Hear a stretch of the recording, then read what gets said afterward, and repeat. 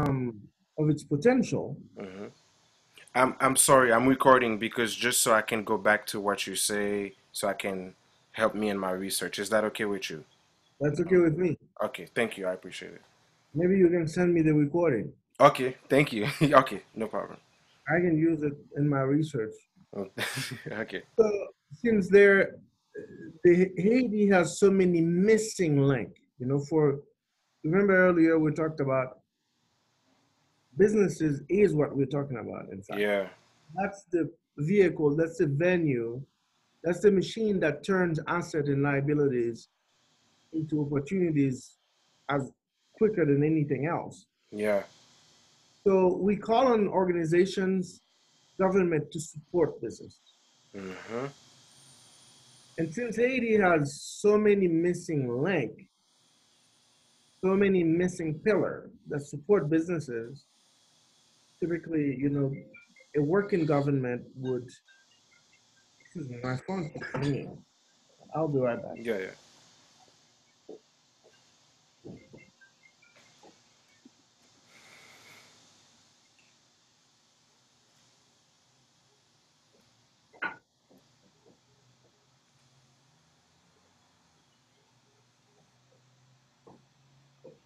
Yeah, people want your attention and they want it now. Hmm. So since Haiti has so many missing, like, institutions, there's a big institutional flaws. The missing part of institutional development in Haiti, like justice system or good economic system, you know, civil society. It's not enough to support businesses. So we call three individual institutions to the NGOs and government to support businesses in this context. Yeah. So, in a sense, we call the NGOs to do two things. First of all, they need to, you will see the outline we propose in the book. They have to buy local, Yeah. yeah. But the NGOs in themselves need to modify their way of working. Because if they support businesses, if they buy it from local, they support, business initiatives, and their own operation is completely ineffective, it still harms society. Hmm. We're really calling into twofold kind of way to, first of all, they need to put order in their own operation to bring as much effectiveness and efficiency into what they're doing. And second of all, to support businesses as much as possible. Yeah. Um, so more wealth and more jobs and more betterment can come out of it. So in a sense, this is what the book is about, right? Yeah. And now if we're talking about specific kind of business, so within all that, what kind of businesses can work here and create the most jobs? What kind of industry, what kind of market we're talking about? And we make one step forward. Yeah. Okay, within that framework, how can we work to to put in execution what we Yeah. this is when businesses that has the most opportunities needs to be created. That, Mm. that means that businesses that has the most chance of success. Do you think do you think agribusiness is in that category or no? Agro industry is a vast Mm. True. industry. I believe that there are some good markets at different part of that industry. There are some businesses that can succeed. There are some that will die. What would die? Any kind of businesses that does not um, that the competition is too stiff for it. Import competition is too stiff. any kind of agribusiness that require cold chain refrigeration from production to distribution, basically. Oh, wow. Anything that require too much logistics, electricity at all time, like making ice cream, right? Like or milk production. Um, because basically your supply, there's not enough supply to sustain that kind of production here. There's just not enough cows, Mm-hmm. and cows don't produce enough milk. Yeah. And to go into why is just a whole new discussion. Yeah. So let's just leave it at that. So the cows don't produce enough milk, and there's not enough cows that produce enough milk. So you don't have enough input to produce a business that will sustain the cost of developing that. Yeah. And those are just some example of businesses that would not work. Mm-hmm. But there are businesses that would work in agriculture, like like dry fruit. A dry fruit to find a buyer that would sell the fruits that are in season. Mm.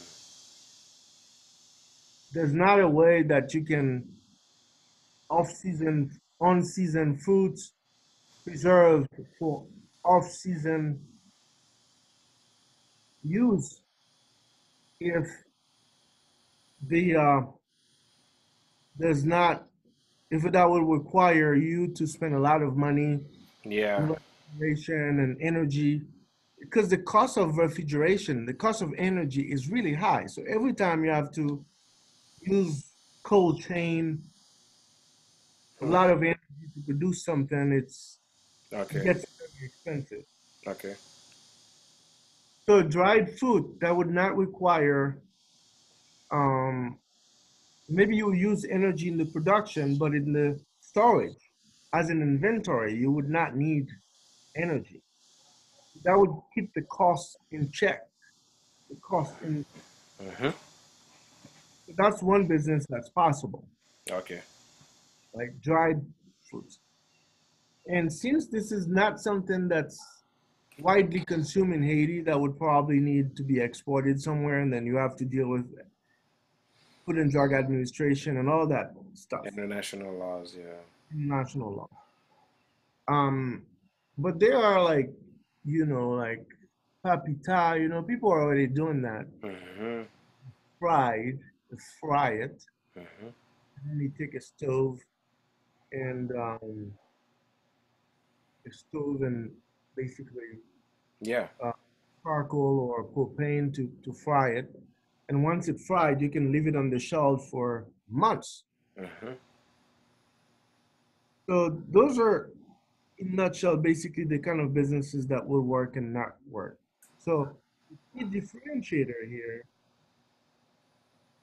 is businesses that don't require massive energy, massive refrigeration, and tons of machineries.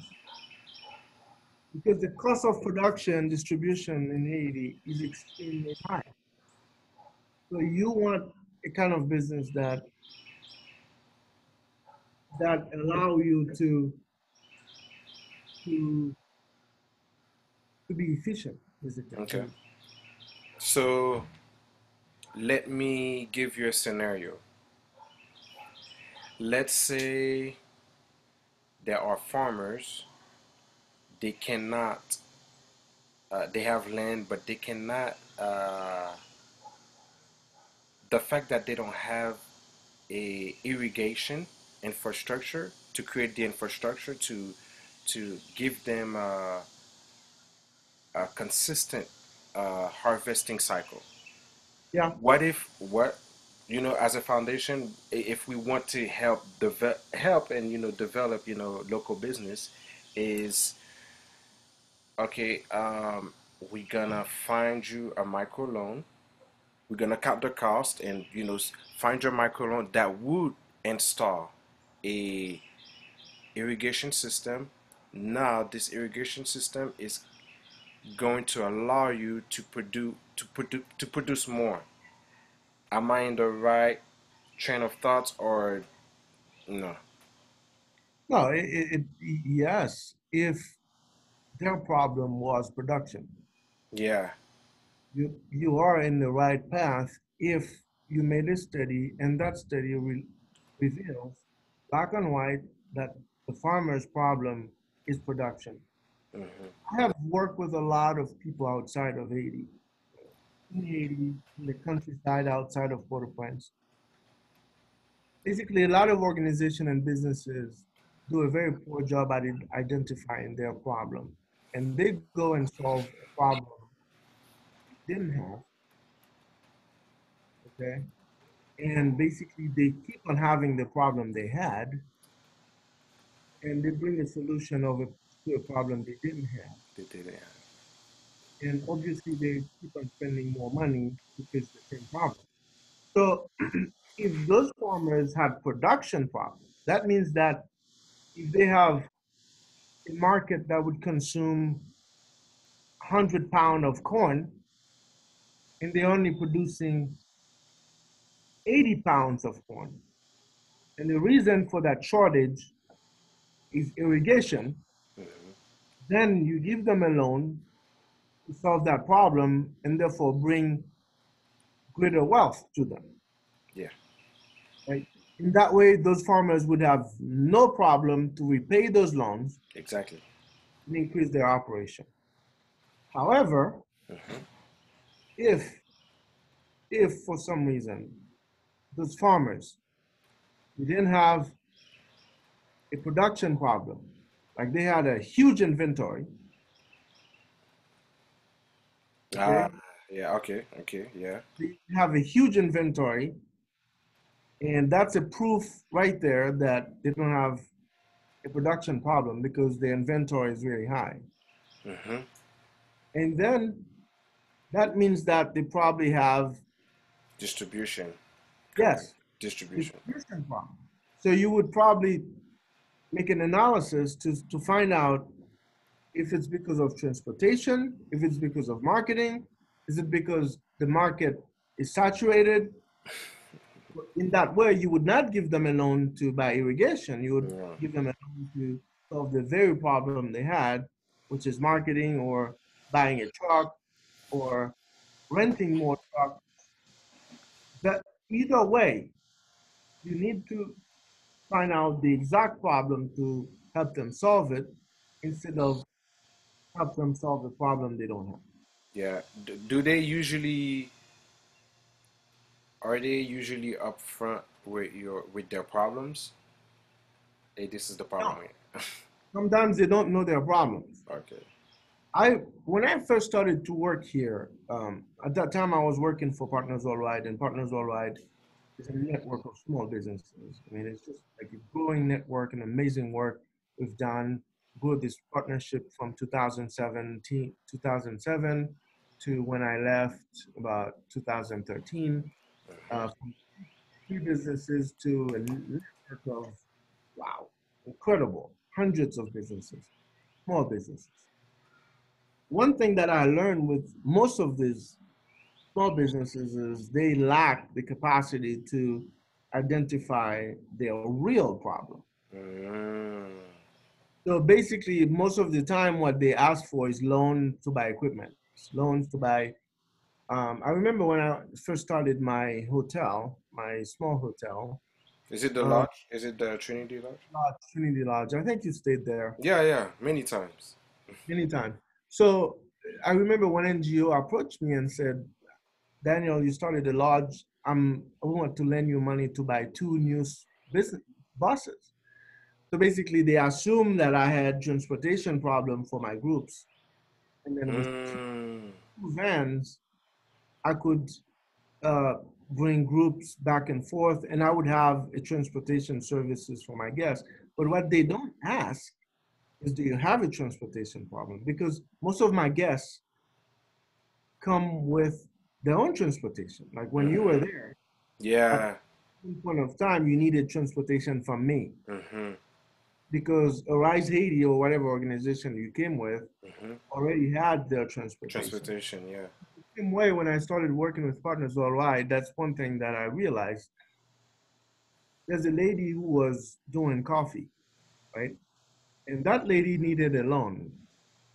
And the loan was to buy another coffee grinder.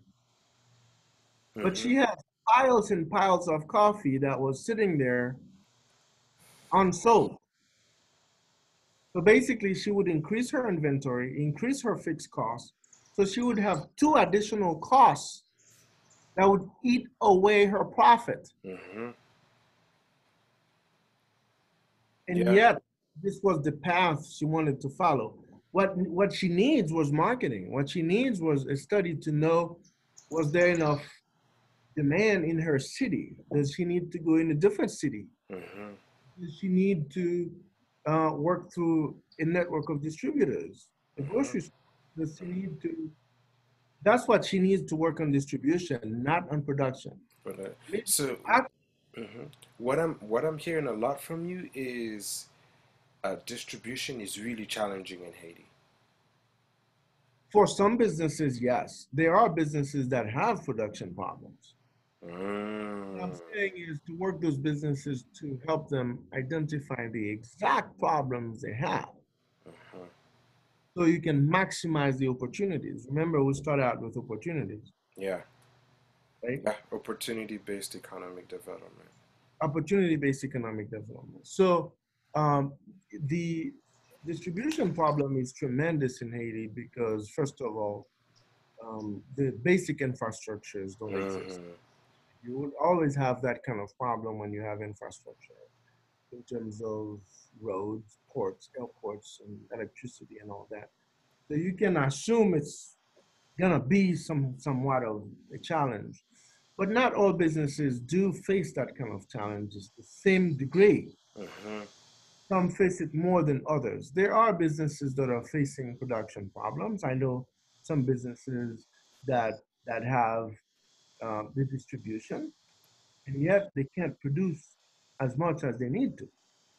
That exists, Mm-hmm. and this is more like the service businesses, right? Yeah. Service businesses don't face as much problems with distribution as businesses that sells retail or Mm-hmm. wholesale Mm-hmm. products, Yeah. tangible products. So in that way, these businesses, mostly service business and also some manufacturing businesses, they need capital to grow so they can maximize their supplies. Mm-hmm. Because you basically have to optimize your production Yeah. where you sell so much that your inventory is bottom line to zero, right? Yeah. But you need a healthy number of inventory. Like in the US, supply chain works so well Mm-hmm. that there's a whole business management principle called just in time inventory. Mm-hmm. In time inventory is basically you fulfill the order at the time that it's placed. Placed exactly.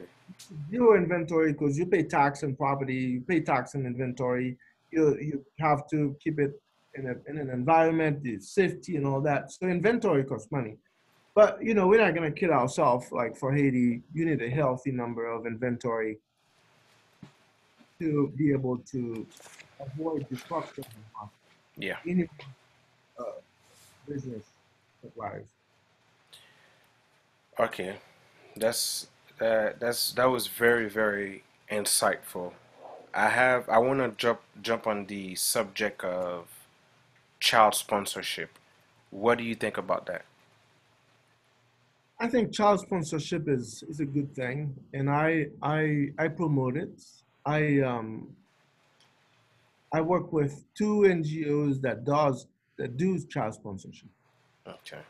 because it invests directly in education, um, and basically some of those parents, if it was not for child sponsorship, those children would not have gone to a good school because they just don't have the income, basically. And the government does not even provide enough schools Yeah. for that. That's one thing. But the second thing is with child sponsorship. I agree and support it. And I even connect sponsors with children. I do that. But with the condition that the parent provide the exact amount of services in kind that they receive in finances. Let me phrase it another way. Uh-huh. Your child receives $20 of sponsorship support Uh-huh. or $30 in sponsorship support from you as a sponsor. That child, the parent of that child, need to provide the exact amount of time of the equivalent of $30 to the school. Oh. Cleaning, in terms of club activities, in terms of maintenance. So basically, there's a log sheet. So we build a lot of schools in Haiti. We built a lot of schools. That is very good, Daniel. Mouais sans pile. That's It's very good. conditional aid. It's conditional aid. I mean, education is key to economic development. How do you do economic education without harming, okay, without harming the long-term sustainability and prospects of these people to keep the beneficiary accountable as Yeah. they add value. The toxic part of this is when the parents receive and they add zero value to the process. They add zero value to their kids' education, and they Hmm. take it for granted, and you enter into the whole cycle of dependency again. Dependency, yeah. So having a um, a condition where there's a log sheet, each parent that was a beneficiary record the time they spent. The time was calculated based on the time's worth. So, what are you looking from these parents? Like, they are involved in the school activities. They are like, what are you exactly looking for that parent? It's a wide range of services they can offer based on what they are receiving. From Mm, cleaning, every parent can clean. Cleaning, cooking. Some of them are can do repairs. Some of them have skills like masonries or mm-hmm. carpentries, benches, like any kind of skills or services they can provide that make them a contributor instead of just a receiver. So Yeah. the Now, exact amount enhance the services the children receive and cut the cycle of dependency. that's See? very good. I like that, Daniel. Very, very good. Yeah. Um, wow. Et vous, ça me So, devient par là, voilà. You giving me so much, like, because me, I'm really connected, with avec diaspora. yeah. So Well, even organize a Zoom with all of them. I will speak to all of them. Like okay, Zoom makes everything possible. exactly. So even you telling me that information, and and potentially in the future, uh, nous ka font Zoom, eh, because diaspora we play a part of it. If we voice what you told me, okay, m'a sponsorisé, this and that. But m'ta remon ou pase l'école là, au moins pour nan yon mois, même si c'est 3 fois nan mois, 4 fois, 5 fois, I don't know whatever it is. Aider, au moins aller déballer, aller défaire ça, aller défaire, you know. Look, So, therefore, it's not even talent, man. It's a condition. it's like, okay, Each okay. there's a log sheet. It's organized. There's a log Mm, that has each parent's name and a time slot and okay. activities for them to do. So this is an agreement. Hmm. This is an agreement. It's well planned. And I can't. Because essentially now they're finding work to do in a sense. In a sense, they're not idle. They're not idle. Okay, They're I'm not. contributing. I'm contributing to something.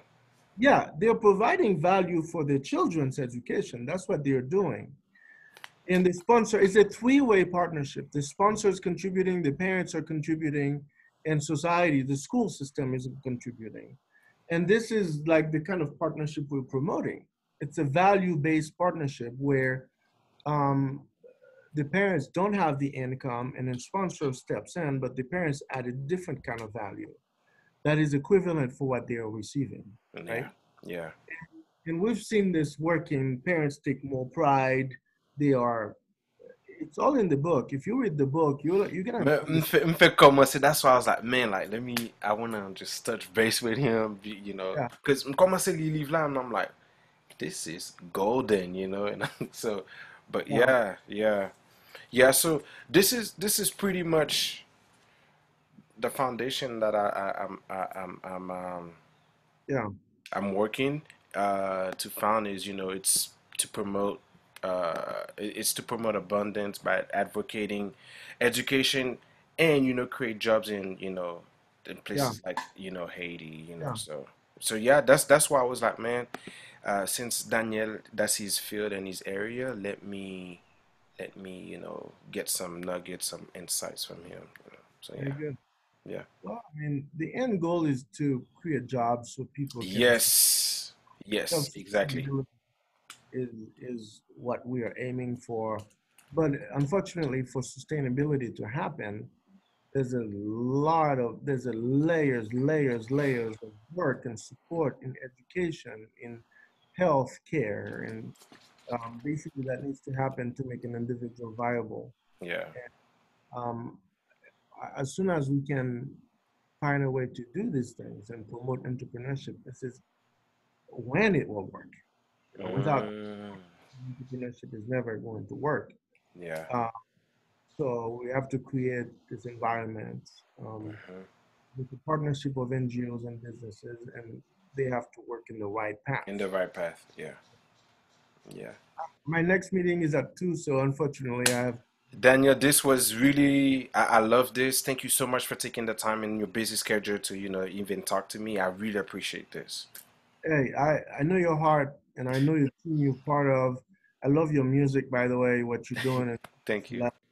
And it always puzzles me how many people are seeing how they can get involved, and they're actively looking for better ways. Yeah. It is. And there's more literature now. There's more. I made a TED Talk video, and a lot of people watch it. My TEDx video is on my YouTube channel. People can Okay. watch I'm it. gonna I'm gonna look it I'm gonna look at it. Yeah, and there's a lot of keynotes that I've done on my YouTube channels and my Facebook page. People can connect, read my material, listen to this. There's a lot of other authors as well that come with practical solutions Yeah. that are able to the developing world. And I'm confident, like in the next 10 to 20 years, countries are like Haiti are going to be different. Not because government, but because Yeah. people are going to be more educated, Yeah. And this connected, that's it. Educated and connected. and Because connected, I so feel they like can faster. Yeah, exactly, because I feel like it's just gen pil nan nou ki vle ede et nou gen edukasyon and we have the willingness, but I feel like we're all scattered yet. We haven't kind of like, it has to come together. It has to exactly, come together for it to have a bigger impact. exactly, And exactly. the process is messy, but I know we're going somewhere safe. Definitely, Yeah. definitely. Yeah. Well, Daniel, merci beaucoup, m vreman apresye sa. E m pap ken bo trop. Yeah. Yeah. Passe bonne journée.